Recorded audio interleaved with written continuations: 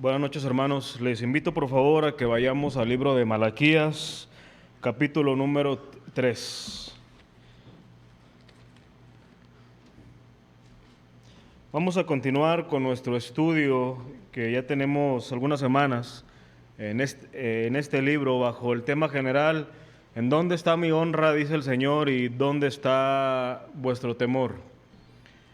Estas palabras fueron dichas por parte de Dios hacia el pueblo cuando se les confrontó con la verdad de que si realmente ellos decían que Dios era su Padre y ponía de ejemplo que el Hijo honra a su Padre y le obedece, y ustedes dicen que son mis hijos, ¿dónde está mi honra y dónde está mi temor? En esta tarde, hermanos, vamos a meditar en los versículos 13 al 18 bajo el título ¿Es vano servir a Dios?, a manera de pregunta, no como una afirmación, sino a manera de pregunta. ¿Es vano servir a Dios? Y quisiera comenzar, antes de meditar este pasaje, recordando el pasaje de Josué 24:15. Es un pasaje muy conocido que dice lo siguiente: y si mal os parece servir a Jehová, escogeos hoy a quién sirváis, si a los dioses a quienes sirvieron vuestros padres cuando estuvieron al otro lado del río, o a los dioses de los amorreos en cuya tierra habitáis, pero yo y mi casa serviremos a Jehová. Yo creo que nosotros siempre nos quedamos con la última parte del texto que dice, pero yo y mi casa serviremos a Jehová, haciendo un eco fuerte en la firme convicción de este hombre de decir, no sé ustedes, no sé cuál sea el sentir de ustedes como nación, no sé qué van a decidir, pero al menos sí sé que mi casa y yo serviremos a Jehová. Pero lo que quiero llamar su atención de este pasaje es la verdad que se manifiesta aquí al decir que los hombres o sirven a Dios o sirven a los falsos dioses. Es decir, nadie está exento de servir a alguien o a algo. O nosotros nos hallamos sirviendo a Dios, al verdadero y único Dios, o nos vamos a hallar envueltos sirviendo a los falsos dioses, a nuestros propios intereses, a nuestro propio nombre, a nuestra propia causa, pero no al verdadero Dios. Y esta es una realidad, hermanos, que realmente abarca toda la vida cristiana, que envuelve también la vida de la iglesia, porque nosotros nos podemos hallar sirviendo dentro de la iglesia, pero no sirviendo al verdadero Dios, sino sirviendo nuestros propios intereses. El texto que vamos a meditar, hermanos, les están hablando a los judíos bajo el pacto de Moisés, ese pacto con algunas cláusulas que estaba conformado por dos partes. Dios iba a actuar, Dios iba a hacer, siempre y cuando el pueblo también hiciera lo que le correspondiera. Vimos la última vez que ese pasaje de los diezmos estaba envuelto en esa realidad y que dice, si ustedes obedecen lo que habíamos acordado, Dios se había comprometido a ser fiel a su pacto y abriría bendición a ellos. Pero nosotros, hermanos, participantes de un mejor pacto que aquellos judíos, es que tenemos que recordar que ahora nosotros tenemos un beneficio mayor que ellos. Y uno de los beneficios mayores de pertenecer a este nuevo pacto es que somos hechos siervos de Dios. Ve lo que dice Romanos capítulo 6, versículo 22. Dice, mas ahora que habéis sido libertados del pecado y hechos siervos de Dios, tenéis por fruto la santificación y como fin la vida eterna. Este texto dice que fuimos hechos siervos de Dios. Es decir, no toda la humanidad sirve a Dios de manera real, sino únicamente aquellos que han sido perdonados y que ahora participan de la continua santificación que aguarda su punto más alto cuando por fin participemos de esa salvación final. Pero también dice, o inferimos de aquí, que servir a Dios no debería de ser una aspiración personal o un puesto especial ocupados por ciertos hombres, sino que más bien debería de ser el resultado de nuestra nueva vida en Cristo. Así que servir a Dios, al verdadero Dios, no es cuestión de pastores y líderes, sino es algo que involucra a todos los que ahora somos parte de su pueblo. Y yo pienso lo siguiente, hermanos. Si el hecho de ser llamados siervos de Dios es un privilegio, es un acto de gracia e inmerecido para todos nosotros, ¿cómo pudiera ser esto vano? ¿Cómo pudiera ser que el servir a Dios resulte vano? ¿Y cómo alguien, incluido nosotros como creyentes, en algún momento de su vida pueda llegar a la conclusión que en vano ha servido a Dios? Así que yo quisiera que, pensando en esto, hermanos, leamos nuestro pasaje y empecemos a meditar en él. Versículo 13 del capítulo número 3.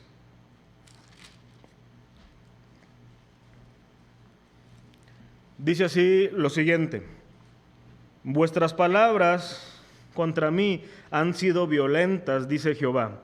Y dijisteis, ¿qué hemos hablado contra ti?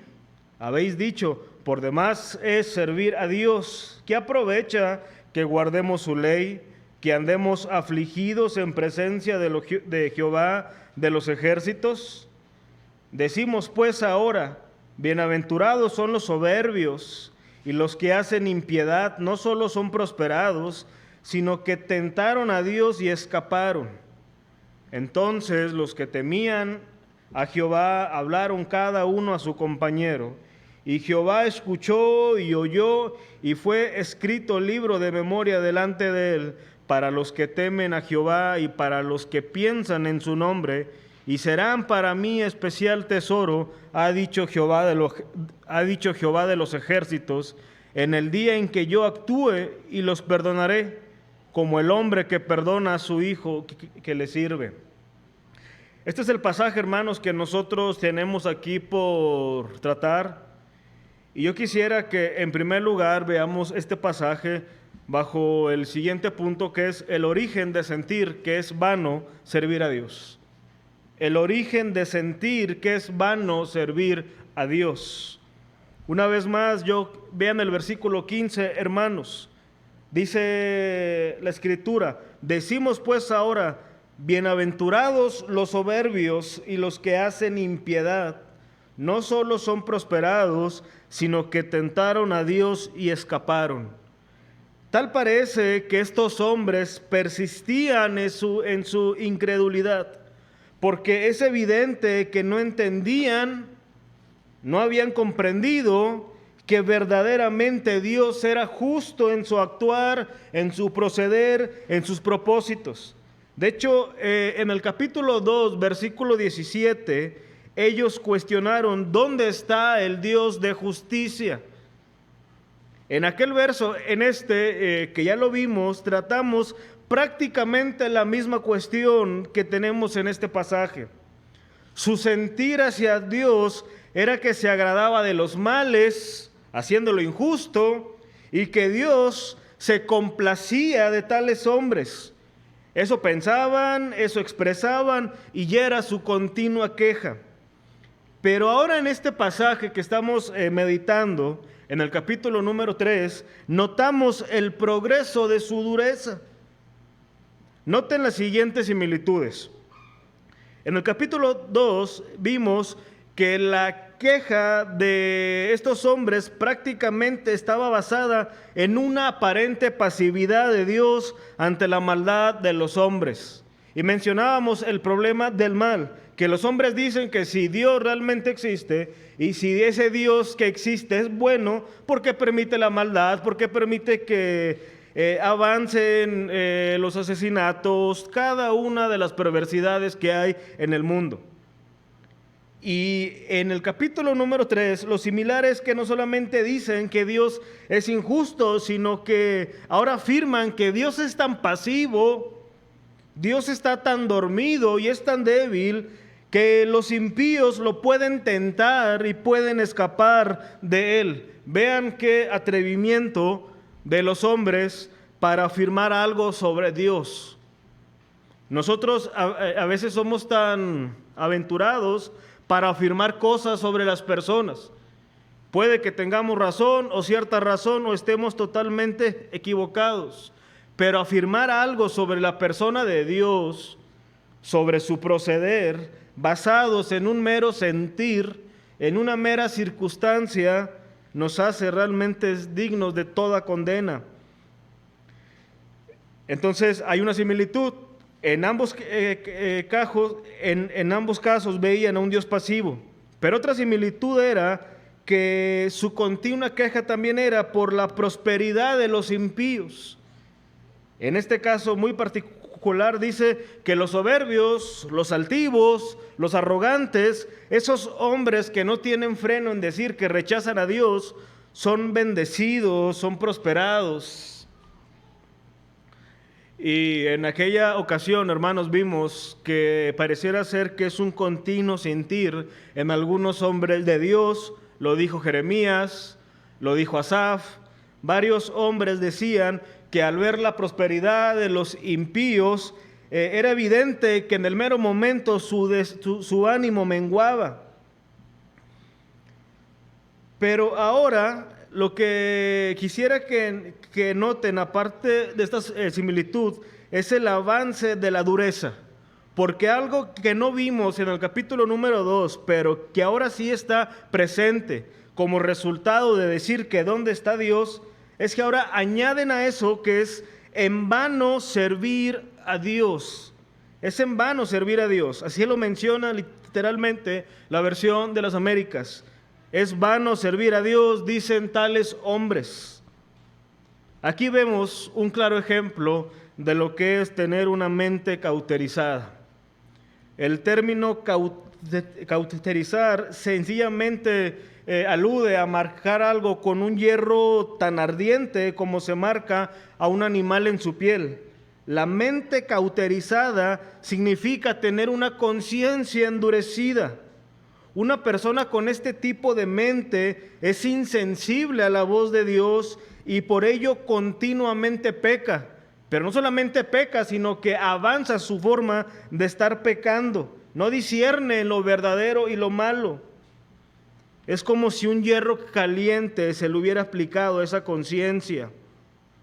A estas personas no les importa la gravedad de sus faltas. La característica de la dureza del corazón de los hombres es que aumenta el pecado de la persona. Cuando una persona en sí misma se le manifiesta su actuar, su proceder, estás mal, y si la persona no es movida al arrepentimiento, se endurece. Pasa el tiempo y los poquitos rayos de luz que le hacían ver, oye, estás mal aquí, se empiezan a nublar, desaparecen, de tal manera que para la persona es imposible ver lo que está haciendo mal.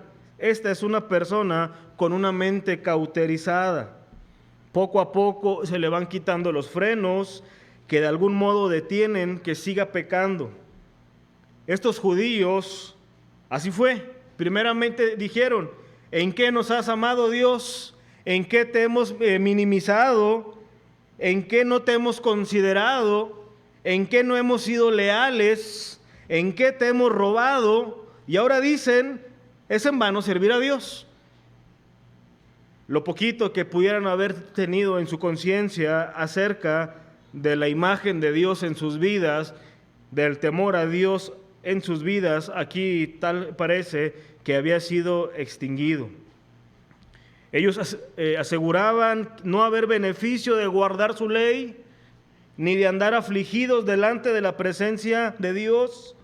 Aquí nos resulta, hermanos, imperioso recordar dos cosas. La primera es que cuando dicen estos hombres que por demás es guardar la ley de Dios, recordemos que estaban bajo el pacto de Moisés.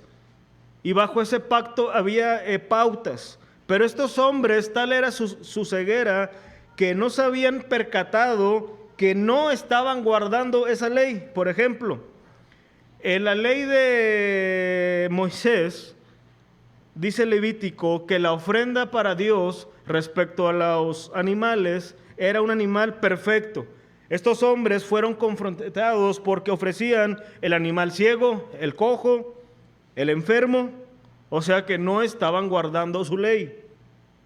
También en esa misma ley se les había dicho la manera en que ellos debían diezmar y no estaban diezmando, así que no estaban guardando la ley. Ahora también dice que por demás es estar afligidos. Recuerden que esta era una práctica judía, el de llevar algún tiempo cilicio y ceniza. Los hombres que se vestían de cilicio y que se sentaban en cenizas o ponían cenizas en su cabeza, era como una señal de duelo, de degradación o de arrepentimiento. Alguien que manifestaba un corazón arrepentido o que estaba de luto se vestía de esta manera. Pero era evidente que estos hombres no estaban manifestando arrepentimiento alguno, así que su cilicio, sus cenizas, era realmente falso. Esa falsa piedad, intentaban convencer a los hombres que estaban tan dolidos, que estaban tan tristes por su proceder, pero realmente era algo iluso. Pero la razón de todo esto, hermanos, es que estos judíos pensaban que la razón para servir a Dios era la obtención únicamente de algún beneficio material. Y al no verlo, decían, estos hombres declarados enemigos de Dios, esos asirios, esos vecinos, no guardan esa ley, no se afligen por su pecado y por lo tanto siguen siendo prosperados, así que es vano servir a Dios. Afirmaban que el camino para la prosperidad no es servir a Dios. Sí, sin duda, estos hombres no conocían a Dios, no habían vislumbrado que su obediencia no debería de estar condicionada únicamente al hecho de recibir algo. Ahora pensemos lo siguiente, hermanos. Nosotros, como he dicho más de una vez, participantes de un mejor y nuevo pacto, y herederos de todo lo que le pertenece a Cristo, y por estar en Cristo participamos de ese beneficio, ¿cuál debe de ser nuestro sentir cuando hablamos de servir a Dios? ¿Has llegado a pensar que tienes que servir si anhelas una vida próspera aquí en la vida? Lamentablemente muchos cristianos engañados y queriendo ser engañados permanecen en esa cosmovisión. Y al no ser prosperados, o al menos no como su corazón anhela, de anhelar mucho más, dicen es en vano servir, o empieza a menguar su servicio a Dios. Y hay evidencia. De hecho, una de las manifestaciones en donde los hombres reflejan que no andan tan animados con el Señor, de que no andan tan alegres en servir al Señor y que no están tan contentos con lo que Dios les ha dado, es precisamente su servicio al Señor. No solamente mengua su asistencia, mengua su participación, mengua todo lo que ellos pudieran dar en avance del reino de Dios. Pero al mismo tiempo, hermanos, nosotros que quizás entendemos que esa no debe de ser la perspectiva para servir a Dios, es decir, todos los que decimos y afirmamos, yo no necesito que Dios me bendiga, que me añada mucho más para entonces servir a Dios, debemos de estar conscientes y reconocer el peligro de desanimarnos en nuestro servicio a Dios, en nuestro deber de servir. Porque hay algo que muchas veces no platicamos, no lo mencionamos tan claramente, y es el costo que implica servir a Dios. Hay un costo por servir a Dios. No es fácil servir a Dios por todo lo que demanda, por todo lo que implica. Y no hablo, hermanos, meramente como pastor, aunque lo incluye, por supuesto, pero sino que yo aludo a todo el servicio que todo creyente debe de manifestar en algún momento. Muchas veces somos tan prontos para decir algo y decir, sí, yo me aviento, yo lo hago, yo sirvo, y vemos que en semanas, en meses, en un corto tiempo, ya no están sirviendo con la misma actitud, con el mismo ánimo, con el mismo gozo. Tiene un costo servir a Dios. De hecho, hay un pasaje que Jesús aborda esto de una manera tan explícita. Vean lo que dice Lucas, capítulo 9, versículos 57 al 62. Yendo ellos, uno le dijo en el camino, Señor, te seguiré a donde quiera que vayas. Y le dijo Jesús, las zorras tienen guaridas y las aves de los cielos nidos, mas el Hijo del Hombre no tiene dónde recostar la cabeza. Y dijo a otro, sígueme. Él le dijo, Señor, déjame que primero vaya y entierre a mi padre. Jesús le dijo, deja que los muertos entierren a sus muertos, y tú ve y anuncia el reino de Dios. Entonces también dijo otro, te seguiré, Señor, pero déjame que me despida primero de los que están en mi casa. Y Jesús le dijo, ninguno que poniendo su mano en el arado mira hacia atrás es apto para el reino de Dios. Jesús nos deja claro que al seguirlo y al servirlo, debemos de estar conscientes del costo que implica. Y en pocas palabras, Él está diciendo, ustedes si tienen una ciudadanía celestial, cualquier bien que ustedes pudieran anhelar pasa a segundo plano. Todo aquel que me quiera servir debe de hacer de mi causa y de mi nombre su prioridad. Por tanto, deja que los muertos entierren a sus muertos. Y también nos dice que debemos de estar dispuestos a dejar cualquier cosa que se interponga en nuestro servicio. No podemos servir a Dios con el corazón dividido. Lamentablemente, hermanos, muchas veces nosotros nos hallamos en el terreno de querer servir a Dios bajo nuestras propias condiciones, nuestras exigencias, lo que pretendemos que es mejor, y pretendemos hacerlos bajo nuestra consideración y no la del Señor. Y cuando estas exigencias no se cumplen, cuando esto no se nos es resuelto, decimos, voy a desistir de mi servicio. Es vano servir al Señor. Pero si la recompensa de Dios para los judíos bajo aquel pacto era bienes materiales, en el nuevo pacto la recompensa usada correctamente es mucho mayor, es mucho más alta, no se limita a cosas de esta propia vida. Entonces yo te pregunto, hermanos, ¿cuál es entonces la esperanza para nosotros de servirle con gozo y con temor? Esto nos lleva, en segundo lugar, y por último, a que consideremos la promesa para los que sirven verdaderamente a Dios. La promesa para los que sirven verdaderamente a Dios. Nota nuevamente, por favor, hermanos, el versículo 16. Entonces los que temían a Jehová hablaron cada uno a su compañero, y Jehová escuchó y oyó, y fue escrito el libro de memoria delante de él para los que temen a Jehová y para los que piensan en su nombre. Conocer la historia de la redención hasta nuestro tiempo presente es tan esperanzador para nosotros, porque podemos ver cómo desde el principio Dios se ha preservado un remanente escogido por gracia.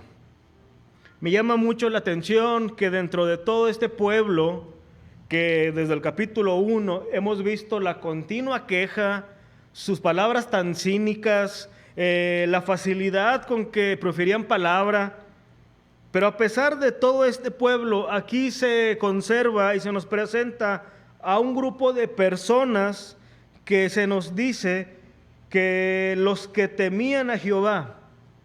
Había un grupo de personas dentro de esa nación rebelde que temían verdaderamente al Señor. Y esto es muy fortuito, hermanos, porque muchas veces analizamos el avance de la iglesia históricamente por las circunstancias. Vemos lo que pasa alrededor, vemos las noticias, vemos circunstancias, vemos eventos, y pareciera ser que la iglesia y su avance está detenido, no va prosperando, pero el Señor se reserva un remanente que aquí se nos presenta y se nos dice que ese grupo de personas en aquel tiempo temían al Señor. Ahora, lo que me llama la atención mucho, hermanos, aquí es lo siguiente. La mayoría del pueblo se había envuelto en la murmuración hacia Dios y hacia el prójimo. Hace algunas semanas vimos cómo esta nación había sido desleal contra sus esposas, contra su prójimo y principalmente contra la persona de Dios. Pero aquí vemos a personas que también estaban hablando, pero no lo estaban haciendo de la misma manera que el pueblo rebelde. El contexto nos dice que eran hombres temerosos, e infiero que lo que hablaban ellos contra su prójimo era conforme a la verdad de Dios. Ve el versículo 16, hermano. Entonces los que temían a Jehová hablaron cada uno a su compañero. Piensa por un momento, imaginemos por un momento, si se nos es permitido especular, piensa por un momento lo continuo que estos hombres escuchaban las siguientes palabras por parte de toda la nación. Dios dice que nos ha amado, pero ¿en qué nos ha amado? Él dice, pero ¿en qué nos ha amado? Él dice que realmente es nuestro Padre, pero ¿en qué? Él dice que le hemos robado, pero ¿en qué le hemos robado? Dios es injusto, Dios no está presente, Dios es pasivo con los pecadores, Dios ignora nuestras peticiones. Era continuo estar escuchando este tipo de murmuración. Y estos hombres, el remanente escogido por gracia, preservado por el Señor, permanecieron en temor y hablaron contra su prójimo, pero no de una manera negativa, sino que yo estoy convencido que esas palabras eran de mutua edificación. Continuamente estos hombres se apoyaban en su lucha, se animaban mutuamente, recordaban el pacto de Dios, recordaban la fidelidad de Dios, recordaban cómo Dios había bendecido a sus antiguos padres, recordaban cómo Dios los liberó de Egipto con mano poderosa, y así pudiéramos enumerar vez tras vez.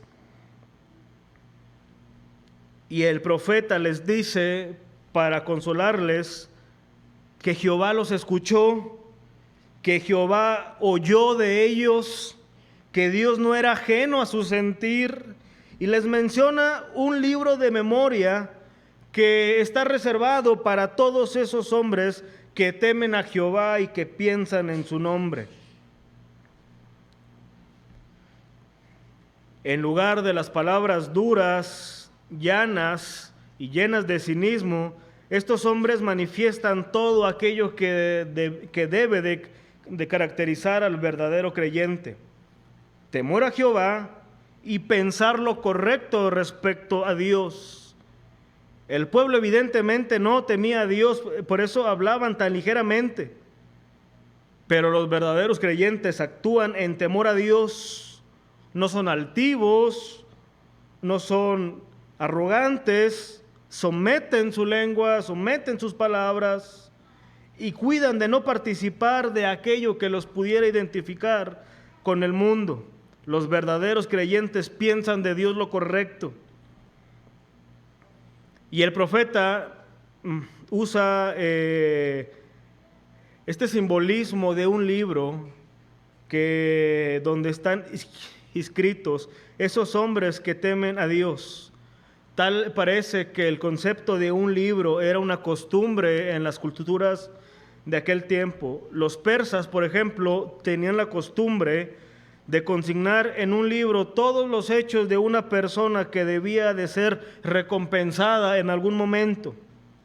El salmista respecto a esto dice lo siguiente, Salmos 56:8: mis huidas tú has contado, pon mis lágrimas en tu redoma, ¿no están ellas en tu libro? Aludiendo a un libro especial de Dios para los suyos. Quizás este libro pueda hacer referencia al libro de la vida en el cual se hayan escritos los nombres de los que le pertenecen al Señor. No sabemos, hermanos, qué dirá ese libro, pero muy probablemente, y en función de las siguientes palabras, podemos estar seguros que están los nombres de cada uno de los que temen al Señor, de los que son suyos. Y vean el versículo 17. Y por esto digo lo siguiente: y serán para mí especial tesoro, ha dicho Jehová de los ejércitos, y serán para mí especial tesoro. La versión de las Américas añade, y ellos serán míos, dice el Señor de los ejércitos, el día en que yo prepare mi tesoro especial, y los perdonaré como un hombre perdona al hijo que le sirve.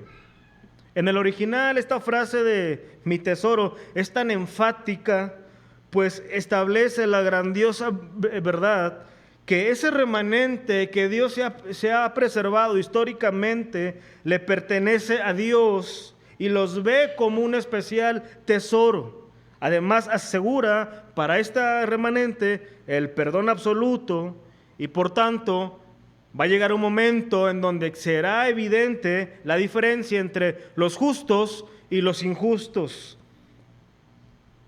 Así que cuando nosotros vemos lo que piensa Dios sobre los que le sirven verdaderamente, ¿cómo puede resultar ser vano servir a Dios? Si Dios piensa que los que le sirven verdaderamente son suyos, son su tesoro, serán perdonados y serán evidenciados como justos, ¿cómo nos puede resultar a nosotros, o cómo pudiéramos llegar a pensar que es en vano servir a Dios? Aún, hermanos, si tú te desgastas en servir y no ves beneficios económicos, de salud, de compañía, cualquier cosa que en esta vida tenga fecha de caducidad, si aún no lo vemos ver, ¿cómo pudiera ser vano servir a Dios cuando Dios dice de los suyos que son su especial tesoro?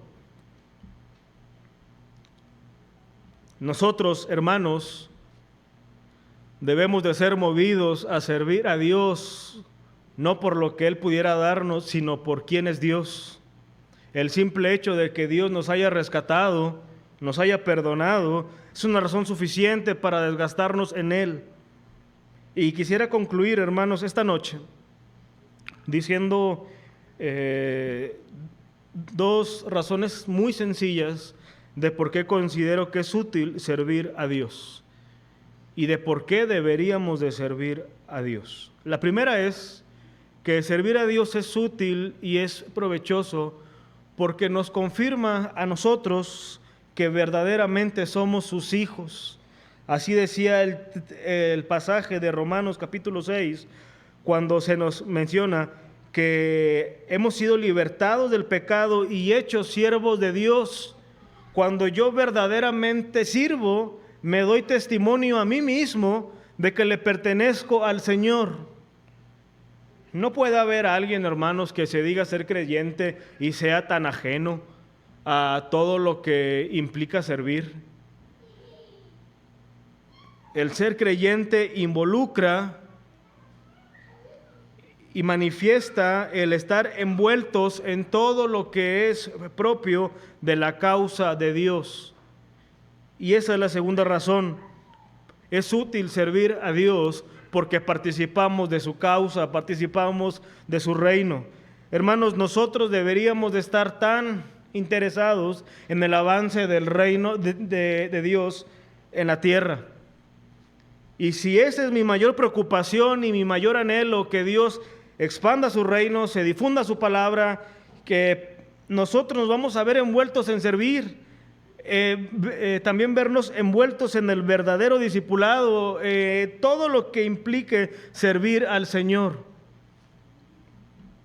Así que cuando alguien a ti te pregunte cuál es tu actitud, o qué has pensado, o qué has experimentado cuando sirves a Dios, tu respuesta y la mía no debería de ser primeramente, bueno, ha sido tan gravoso porque eso me ha llevado a esto, a esto, a esto, sino deberíamos de decir, a pesar de las dificultades que se ven envueltas, decir, es un gozo y es un privilegio servir a Dios. Es algo que el Señor nos ha concedido en su gracia. Y a pesar de que quizás yo no pueda hacer lo que tú haces, el Señor ha delegado un área específica en donde yo voy a manifestar mis dones, mis talentos, mi servicio. Y ese servicio, hermanos, va a dar gloria al Señor y va a ser de testimonio para la iglesia. Así que, hermanos, yo los animo a que nos veamos envueltos en nuestro servicio al Señor, que tu servicio sea con gracia, en fidelidad al Señor, que ores para que Dios te dirija a dónde servir, que Dios te provea los motivos puros y que en todo esto el Señor sea honrado. Vamos a orar, hermanos. Padre, te damos gracias, Señor, en esta ya noche. Gracias, Señor, porque como dice tu palabra, es un don, Padre, tan maravilloso el que tú nos concedas servirte. Dice tu palabra que de lo vil del mundo tú elegiste hombres para servirte, para anunciar tu palabra. Así que si nosotros hoy estamos aquí y nos has concedido el servir, el cantar, el predicar, el limpiar, cualquier cosa, Señor, ayúdanos a verlo como algo tan especial, tan maravilloso, algo que a pesar de que no merecemos, a ti te ha placido que así sea. Permítenos una actitud correcta al momento de poder servirte. Purifica, Señor, nuestros labios, nuestras mentes, nuestros corazones, y que seamos una iglesia que te sirva de manera correcta. Gracias, Padre, y todo lo ponemos en tus manos. En el nombre de Jesús. Amén.